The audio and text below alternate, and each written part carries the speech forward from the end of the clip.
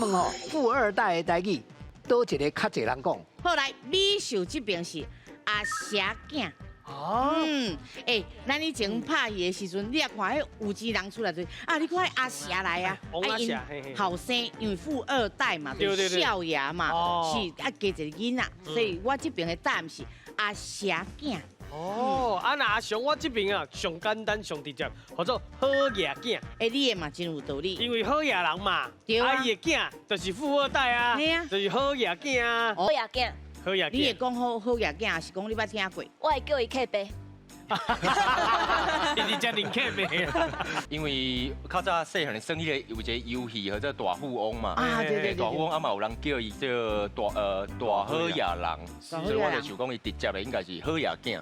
我感觉阿霞真正敢若就古早的年代啦，参我这少年，我这少年我是毋捌听过啦，所以我说你明明给我误会。我囡仔时代拢定讲，这个是阿霞，所以伊的囝就是阿霞囝，就是好野人的囝啦。不过即摆时代无共哦，大家较无咧讲台湾话啊吼，所以阿霞这个讲法可能少年拢毋捌听过，嘛袂晓讲啊。